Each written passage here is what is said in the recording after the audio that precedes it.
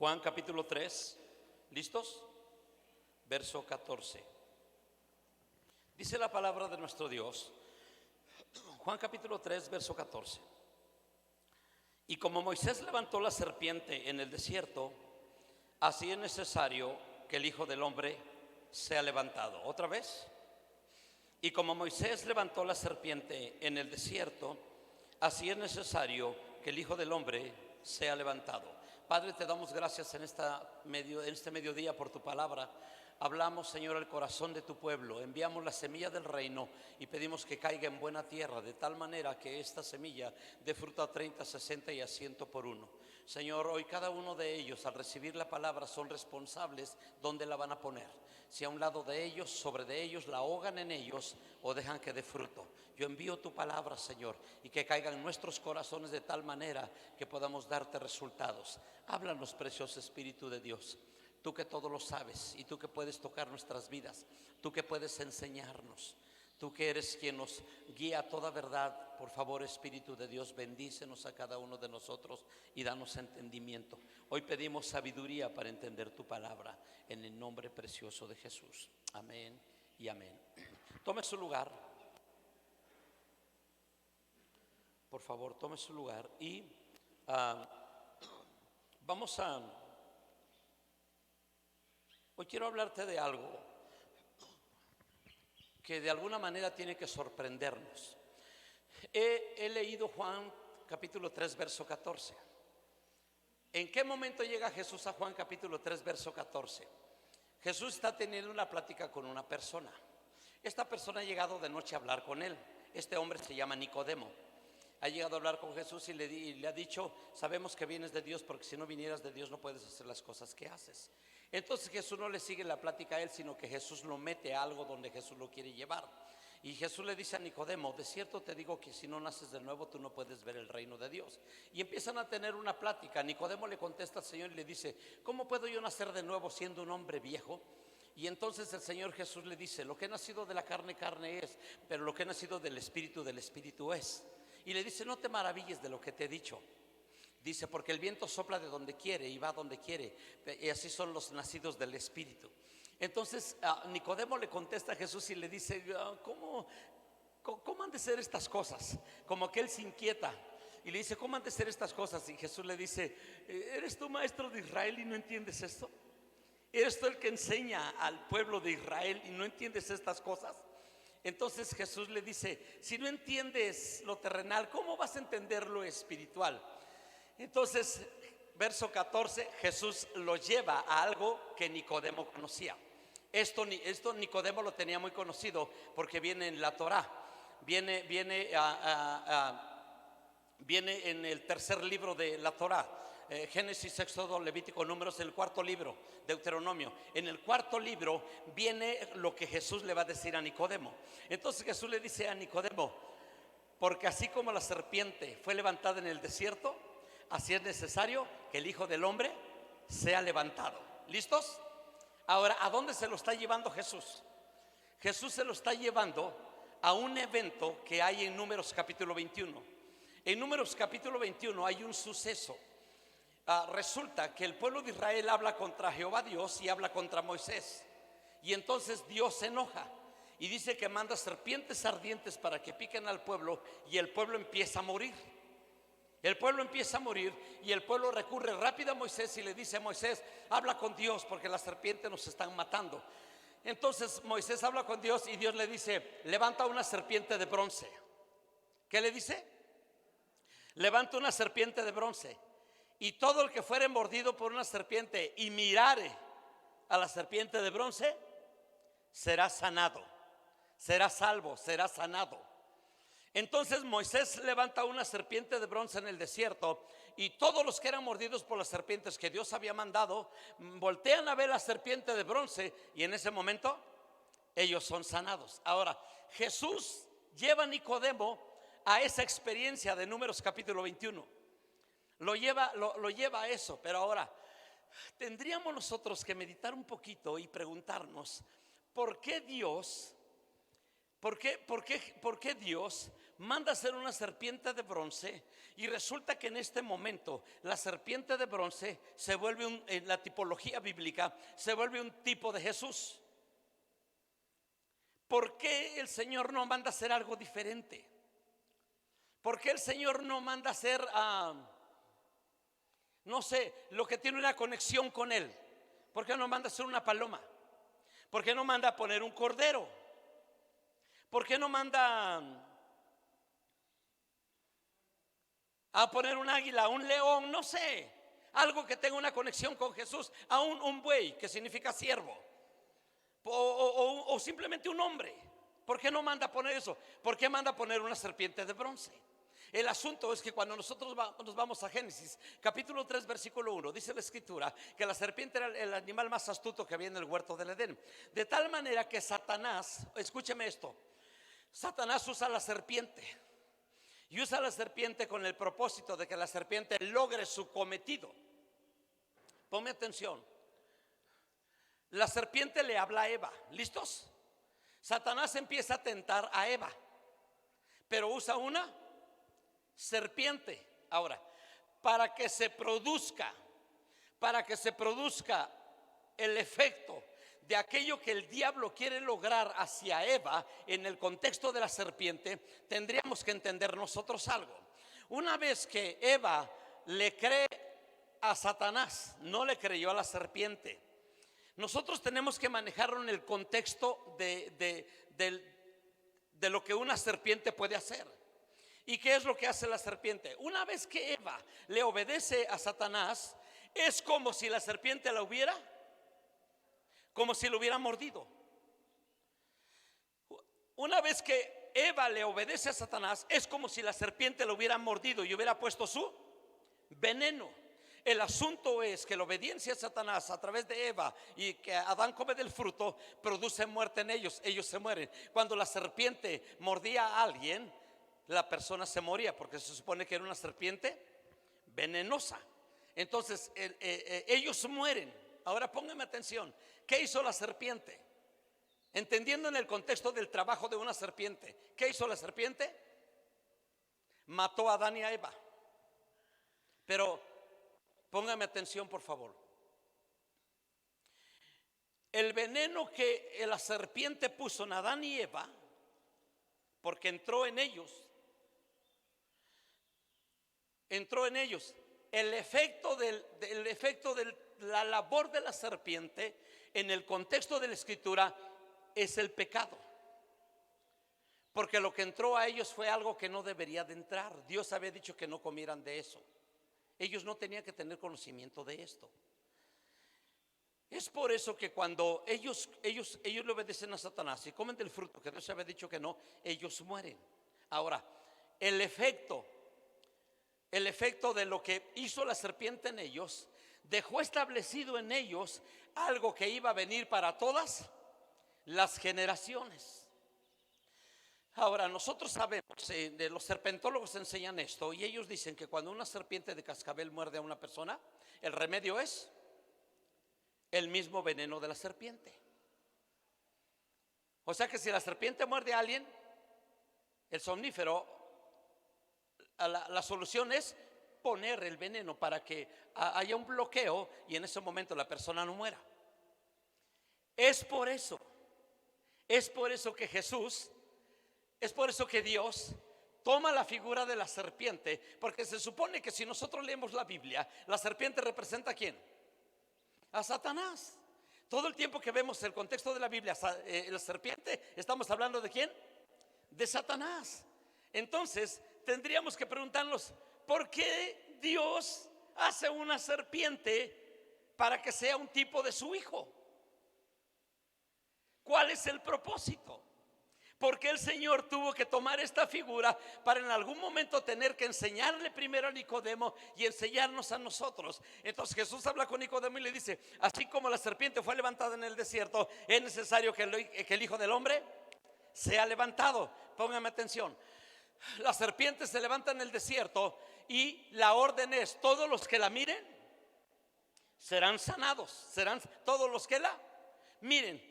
pasa el tiempo y en el mismo libro de Números hay un rey que manda a destruir la serpiente. Hay una orden y se dice: destruyan la serpiente. ¿Por qué? Porque ahora el pueblo ya no la miraba. El pueblo la adoraba, quemaba incienso y hacían un montón de cosas. Y Dios nunca les dijo: adoren la serpiente, solo quiero que la miren. Solo quiero que la miren. ¿Por qué? Porque cuando ustedes la miren van a ser sanados. Porque va a venir el día en que voy a levantar a mi hijo, así como levanté la serpiente en el desierto, y todos los que lo miren serán salvos, serán sanados. Isaías capítulo 53. Y por la llaga de Jesucristo somos sanados. Y no habla de la sanidad física solamente, habla de la sanidad del corazón. ¿Por qué? Porque habla de la sanidad del corazón. Porque una vez que Adán y Eva fueron mordidos por la serpiente, ¿listos? Trate de entenderlo así. Porque por eso Satanás usó una serpiente. El veneno que entró en ellos, el pecado que entró en ellos, lo transmitieron a todas las generaciones. Por eso nuestros hijos que nacen, los bebés, ellos tienen un estado de inocencia, de tal manera que si nuestros bebés mueren en sus meses de vida, de ellos es el reino de los cielos. Dice Marcos capítulo 10, de ellos es el reino de los cielos. Ahora, pero una vez que la naturaleza pecaminosa se despierta en nuestros niños, cosa que yo quiero entender que usted como papá o mamá no le enseña. Usted no le enseña a pegar, usted no le enseña a decir groserías, usted no le enseña a golpear a otros niños, no le enseña a ser envidioso. Porque un niño puede tener 10 juguetes, ¿y cuántos quiere? 15. Y le quitan uno y llora, se enoja, porque su naturaleza es así. Entonces, una vez que esa naturaleza se despierta en un niño, tenemos que cuidar que se le ponga otra naturaleza. Por eso nuestros niños tienen que ser enseñados doctrinalmente. Nuestros niños tienen que ser entretenidos en la iglesia. Nuestros niños tienen que ser enseñados doctrinalmente. Y tiene que llegar un momento en que de una manera a su nivel y a su niñez podamos enseñarle la palabra de Dios y hacerle entender que ellos necesitan hacer una oración en su corazón para permitir que Jesús venga a sus vidas. Porque una vez que Jesús viene a sus vidas, se implanta una nueva naturaleza. Esa naturaleza puede destruir la otra naturaleza, porque esta naturaleza es más poderosa. Esta naturaleza está pegada al nuevo nacimiento. Por eso Jesús le dice a Nicodemo: necesitas nacer de nuevo. Mira, Nicodemo, lo que ha nacido de la carne está arruinada. Solamente es carne, solamente es pecado. Por eso dice la Biblia que Jesús se hizo como nosotros, se hizo en carne de pecado, para llevar el pecado ¿dónde? En su carne, y así destruirle en la cruz del Calvario. Entonces, cuando nosotros vemos toda esta figura que Dios nos enseña y vemos la obra de Satanás, cómo a través de una serpiente lo hace, nosotros tendríamos ahora que entender algo. Cuando Dios le dice a Moisés: haz una serpiente de bronce, tendríamos que preguntarnos primero: ¿por qué de bronce? ¿Por qué no la hizo de oro? Porque nosotros entendemos que el oro es el más representativo en muchas cosas de Dios. Resulta que el bronce representa dos cosas. ¿Listos? El bronce representa dos cosas. Número uno, el bronce representa juicio. Por eso cuando vemos en Apocalipsis que Juan ve a Jesús y dice que lo ve con sus vestiduras blancas y sus pies de bronce bruñido. Entonces sus pies significan: ahora he venido para hacer juicio sobre las naciones. Él es el juez. Cuando Juan ve a Jesús con sus pies de bronce bruñido, lo que la escritura nos está diciendo: allá lo vieron como Salvador, ahora aquí lo van a ver como juez. Ha venido a juzgar a las naciones de la tierra y ha venido para hacer los 5 juicios que va a haber, que nos revela Apocalipsis en la escritura. Entonces, de alguna manera, la serpiente de bronce número 1 representa juicio. ¿Por qué juicio? Porque en un juicio lo que se aplica es la justicia.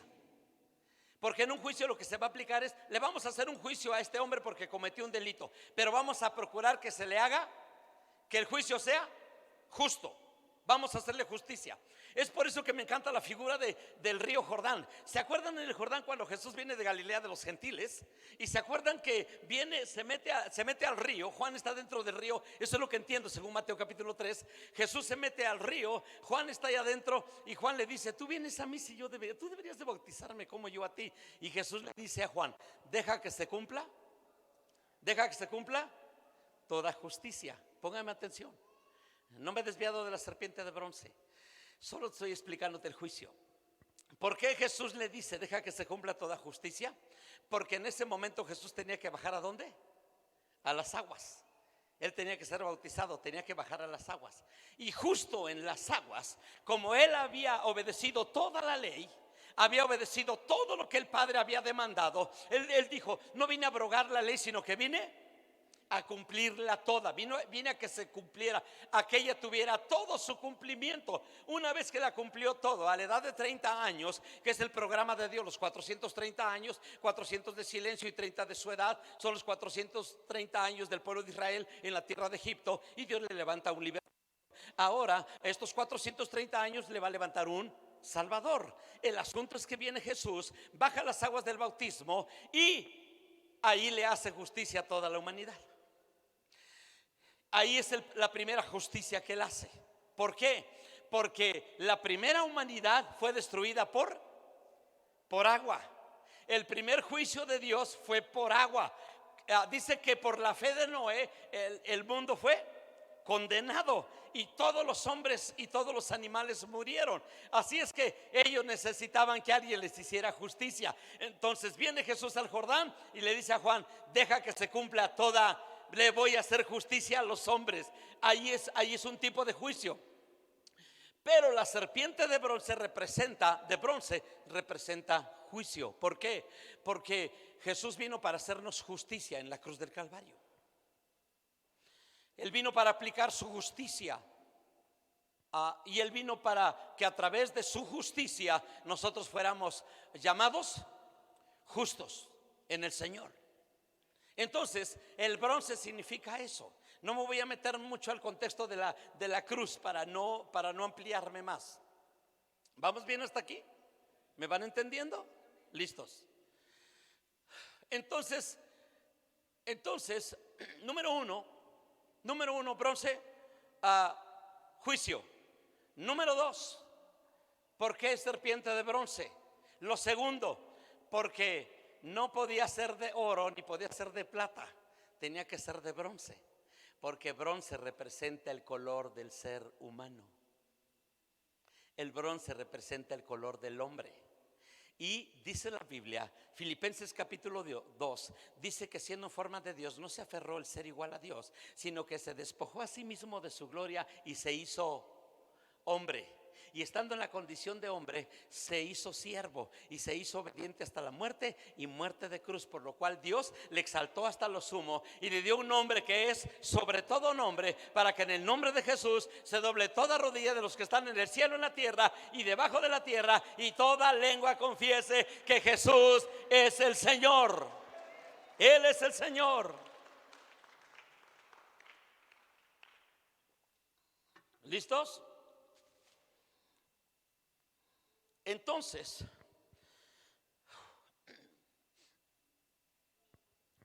cuando el pueblo se rebela contra Dios y contra Moisés, Dios manda serpientes. Y estas serpientes muerden a la gente, muerden al pueblo.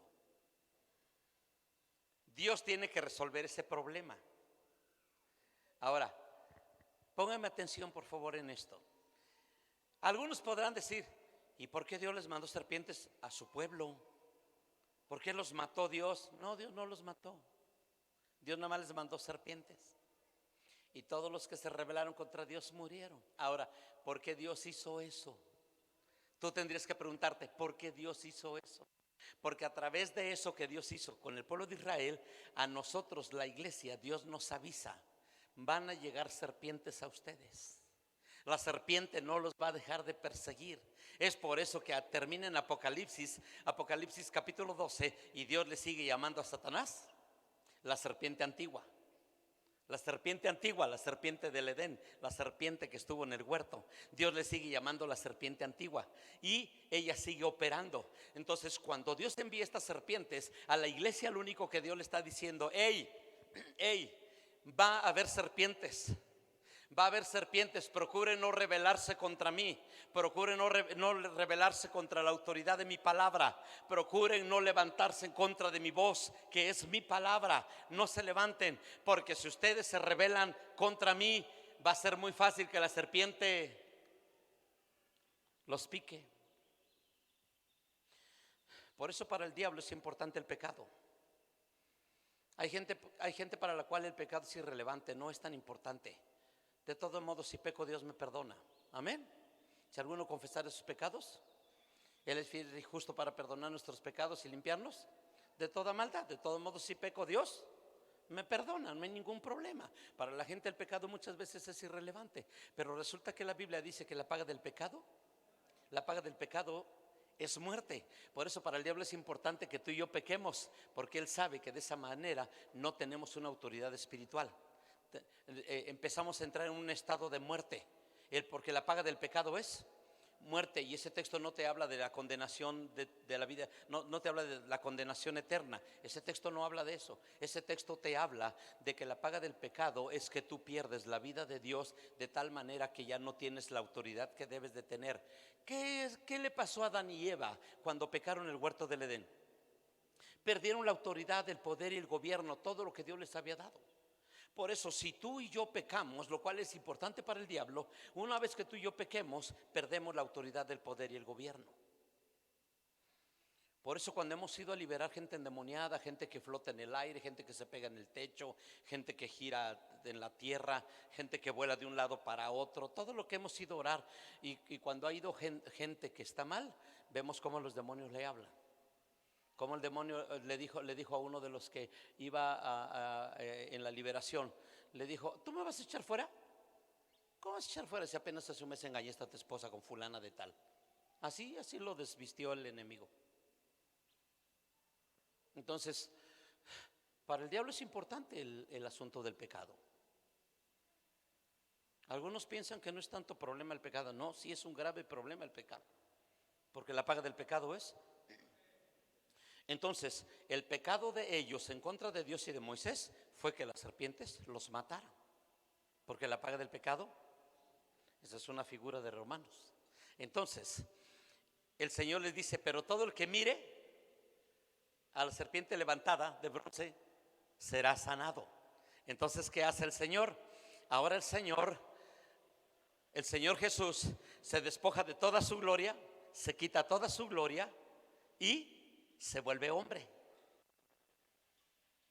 Vamos, se vuelve como la serpiente de bronce. ¿Listos? Se vuelve como la serpiente de bronce. ¿Se forra de qué? Se forra de carne. Él se hace de carne como nosotros. Y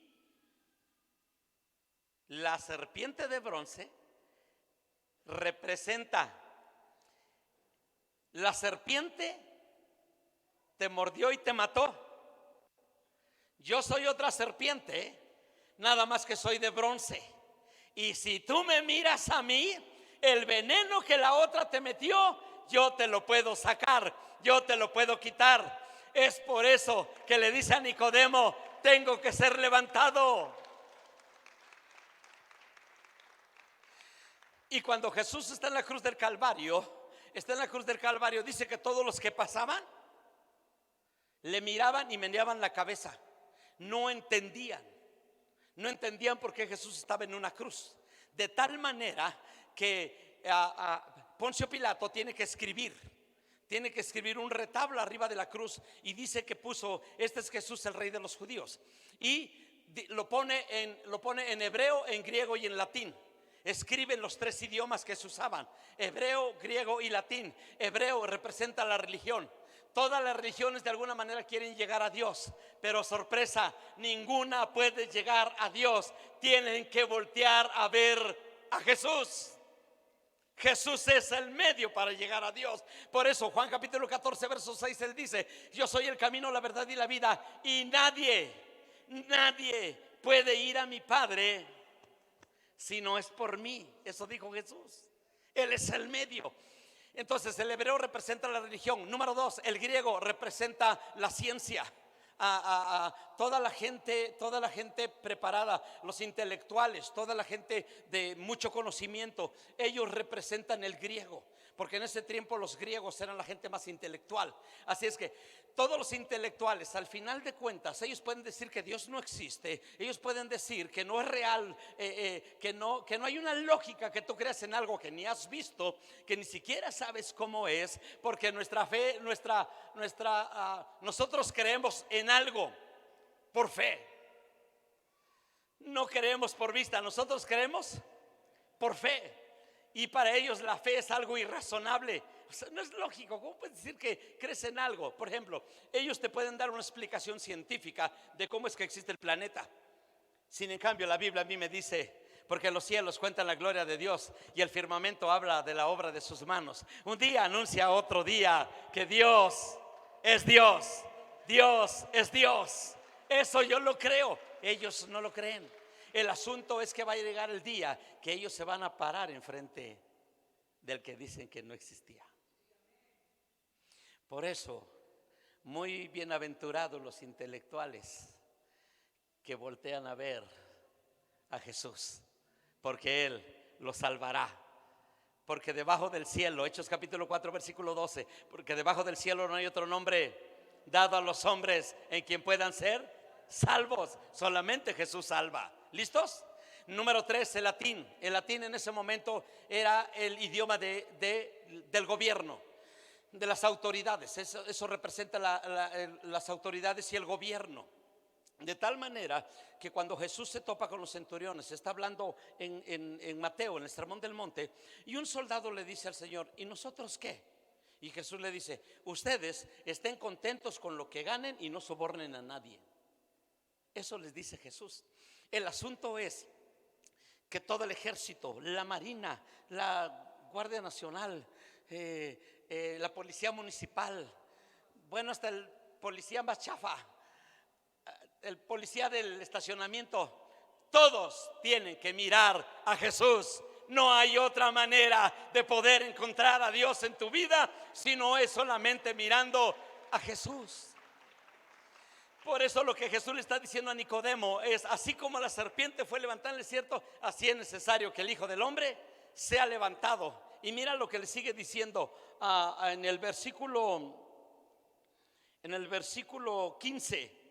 Y le dice, y como 14, y como Moisés levantó la serpiente en el desierto, así es necesario que el Hijo del Hombre sea levantado, para que todo aquel que en él cree no se pierda, mas tenga vida eterna. Y luego le dice el texto que para nosotros es el corazón de los evangelios: porque de tal manera amó Dios al mundo, que dio a su Hijo unigénito, para que todo aquel que en él cree no se pierda, mas tenga vida eterna. Porque Dios no envió a su Hijo al mundo para condenar al mundo, sino para que el mundo sea salvo por él.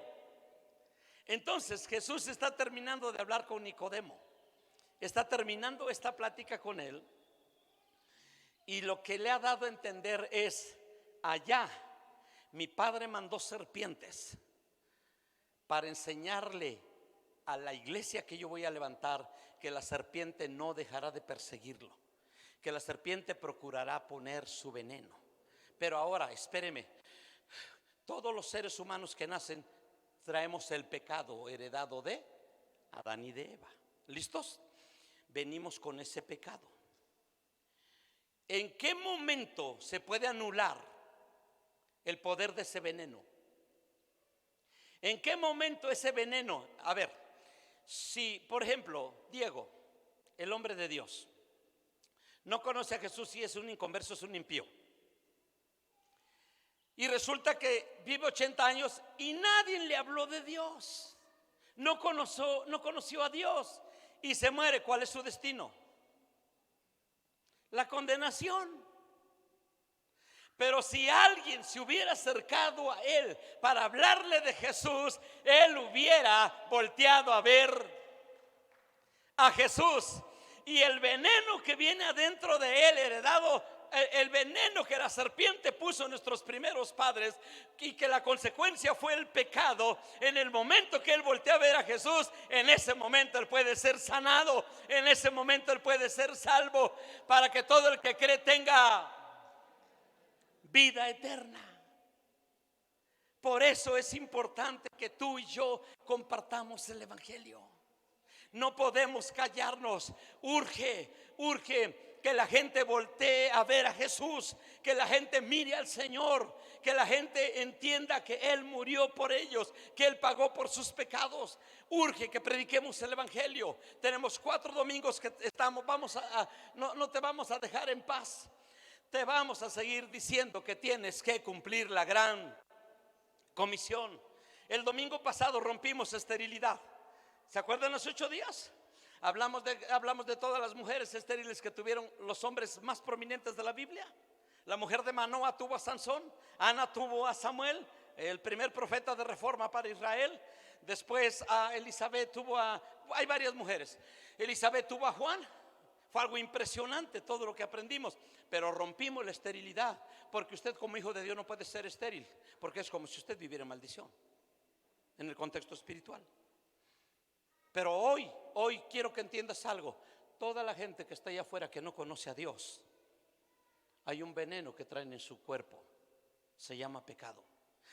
Y el único que puede quitarles ese veneno es aquel que tenía la figura de la serpiente de bronce, que se llama Jesús de Nazaret. Él es el Salvador del mundo. Él es el único que puede quitar el pecado del mundo, dice la Biblia. Entonces, tenemos que predicar el evangelio a la gente. Quisiera hacer una dinámica, pero nos vamos a mover mucho y nos vamos a llevar un rato.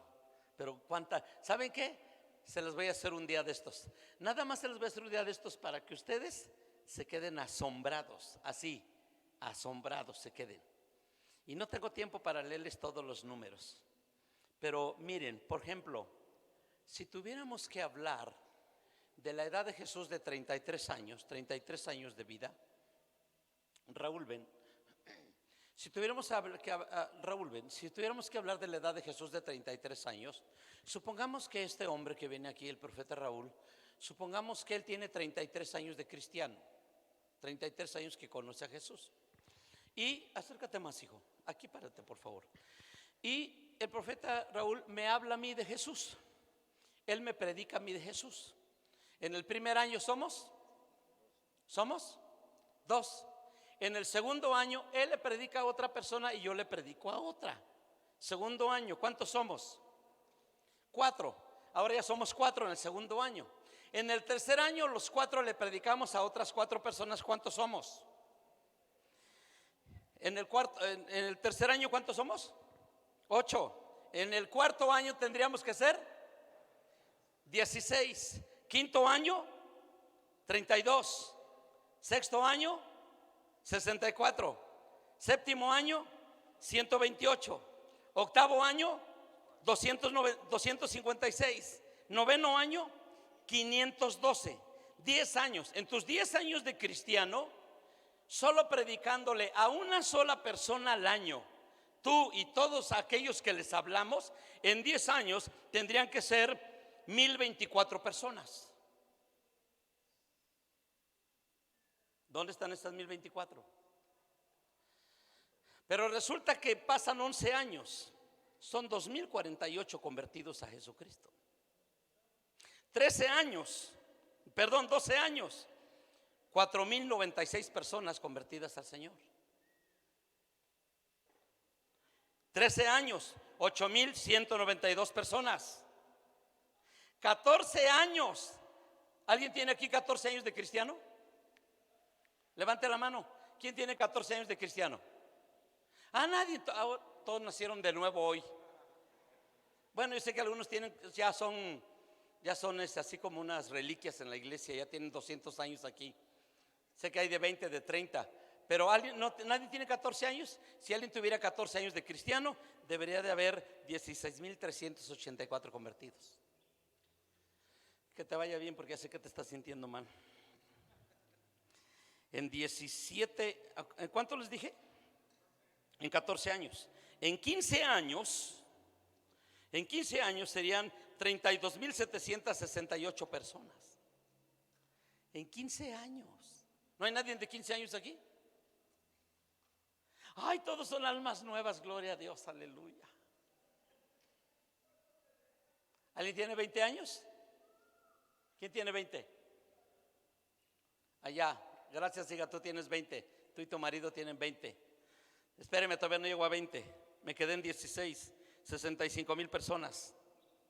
17 años, 131,000 personas. 18 años, 262,144 personas. 19 años, 524,288 personas. En los 20 años que Conchita y Ro tienen, si ellos hubieran seguido, hubieran obedecido la gran comisión y a todos los que le hubieran predicado, en 20 años debería de haber 1,048,576 personas convertidas a Jesús. Ahora, en 20 años de Conchita y de Ro, ¿listos? ¿A cuántas personas tenía que ganarse Conchita y Rosendo? En 20 años, ¿cuántas personas? ¿Cuántas? 20. Conchita 20, Rosendo 20. Es una vergüenza ganarnos una persona por año, pero perdóneme, ni eso se hace a veces. ¿Se da cuenta? Es por eso que si yo sigo con las matemáticas, déjeme ver hasta dónde llegué, porque mi computadora ya no quiso responderme. En 21 años debería de haber 2,097,152 convertidos de una sola persona que se convirtió hace 21 años. En 22 años debería de haber 4,194,304 personas en 21 años de cristiano. Y yo conozco gente que tiene 40 años de cristiano. Matemáticamente, en los 33 años de la vida de Jesús, actualmente en la tierra somos un promedio de 8,000 millones de seres humanos. En 33 años de la vida de Jesús, una sola persona transmitiéndole a otra en 33 años y todas las demás compartiéndole a una sola persona y convirtiéndose, en 33 años llegamos a 8,000 millones de seres humanos convertidos a Jesucristo. ¿Quiénes deberían de ser cristianos? Todo el planeta Tierra. Pero los cristianos, ¿qué hacemos? Seguimos volteando a ver a Jesús, cuidándonos que la serpiente no nos muerda. Y nos olvidamos que los que están afuera son los que tienen el veneno y nadie se los está quitando. Aunque sea ya puede decirme. Terminé. ¿Quieren más?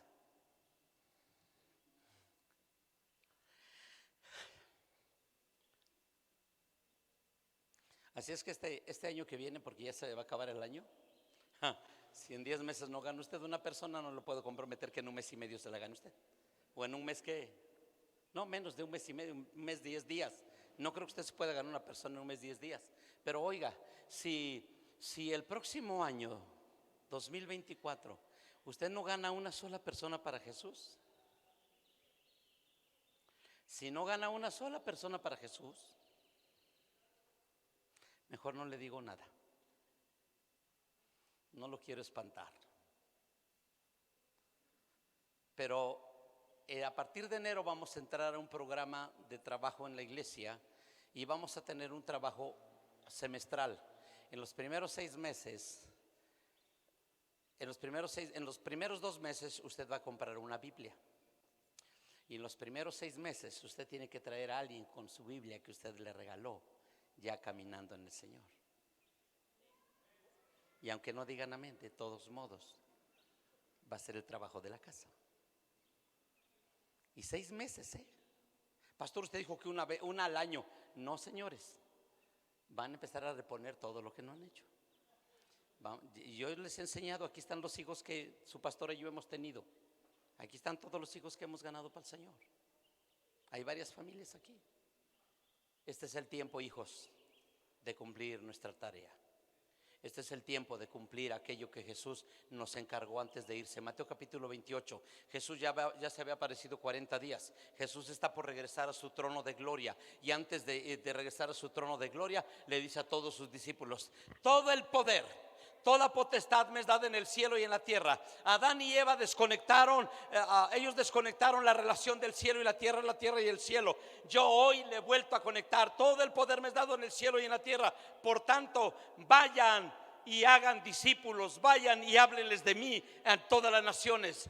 Y después de que les hayan hablado, llévenlos y bautícenlos, y después enséñenles que guarden todas las cosas que les he mandado. Iglesia, esa es nuestra tarea. ¿Y por qué ponen cara de espantados? ¿Listos? ¿Cuántos dicen amén? ¿Cuántos dicen le entramos, pastor? Oiga, ahora que vino el cobicho, ahora que vino, ¿qué es lo que más deseaba la gente? Rápido, ¿qué es lo que más deseaba la gente cuando vino el COVID? No, sanarse no, porque ni había esperanzas de que se sanaran. ¿Qué es lo que más deseaban que hubiera? La cura, que hubiera una cura. Los científicos estaban trabajando como locos buscando la manera de cómo encontrar algo que pudiera revertir eso. El asunto es este: cuando hubo la cura, ¿qué pasó? Cuando dijeron todos a vacunarse, ¿qué hicieron? Todos a vacunarse. ¿Listos? Pero si el pueblo se está muriendo y no hay remedio para que el pueblo se pueda salvar, y vemos que se muere uno y se muere otro y luego se muere otro y luego se muere otro, y la gente se está muriendo, y se nos muere Gabo, y luego se nos muere Jaime, y luego se nos muere, no me mate, pastor, y luego se nos muere otro, y de repente a alguien se le ocurre agarrar una hierbita cualquiera, la hierve, se toma un té y sana. ¿Qué le va a decir a los demás? Nada, que se mueran. ¿Qué les va a decir a los demás? Esta es la cura. Te hice un té, tómatelo. ¿Y qué crees que le pasa al que se lo toma? Sana. Y luego se lo da a otro y sana. Y luego se lo da a otro y. Si tú y yo encontramos la cura, ¿por qué no se la hemos llevado a la gente que está perdida? Jesús fue nuestro remedio. Jesús fue la solución a nuestra vida arruinada. ¿Te acuerdas el día que Jesús llegó a tu vida? Las drogas, toda la vida violenta, todo lo loco que eras, todo se acabó. Hay gente que necesita el remedio que Dios te dio, mijo.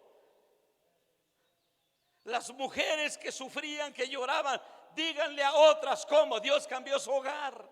Eso es todo.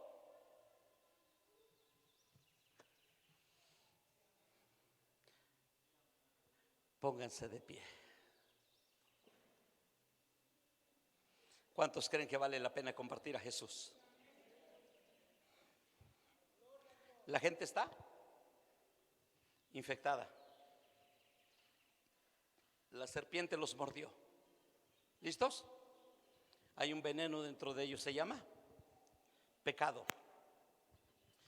Primera de Juan capítulo 3. Para esto apareció el Hijo de Dios, para deshacer las obras del diablo.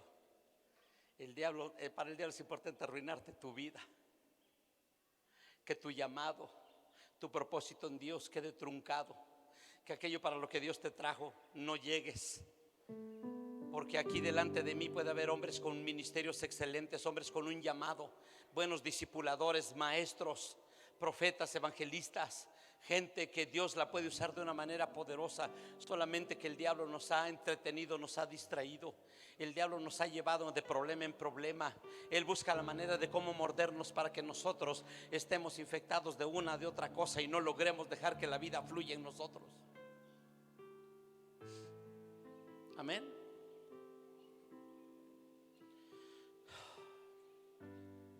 ¿Qué necesitamos hacer? ¿Tenemos el remedio o no lo tenemos? ¿Qué tenemos que hacer? Hay que llevarles el remedio.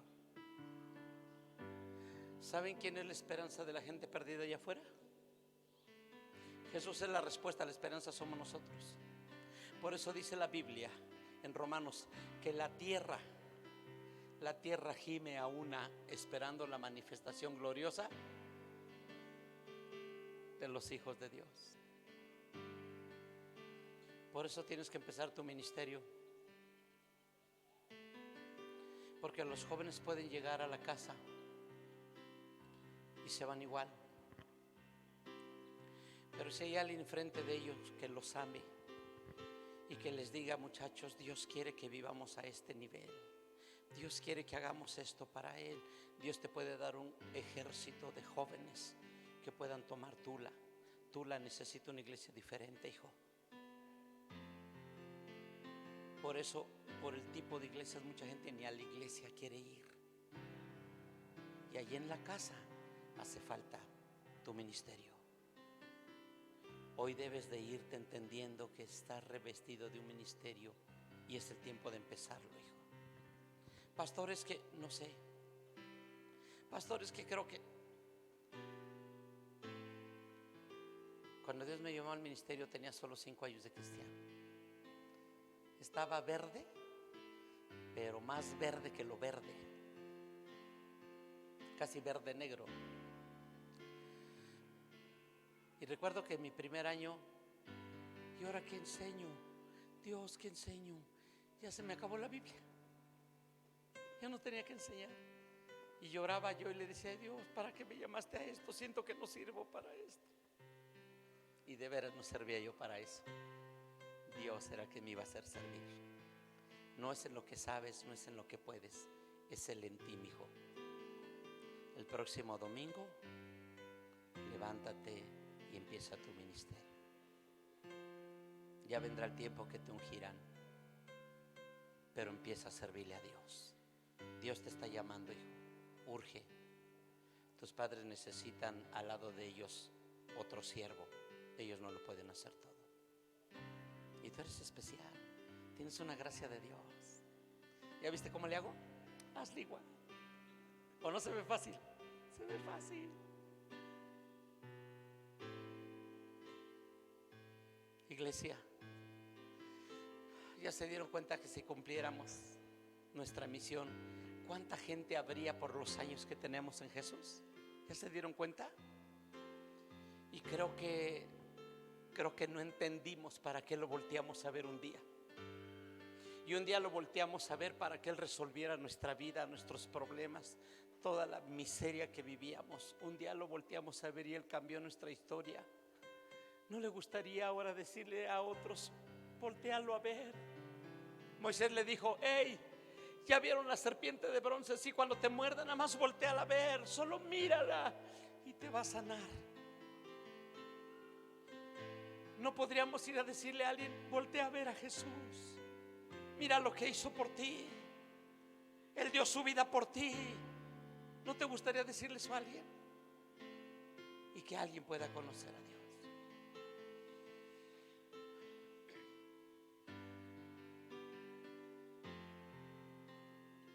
Cierren sus ojos.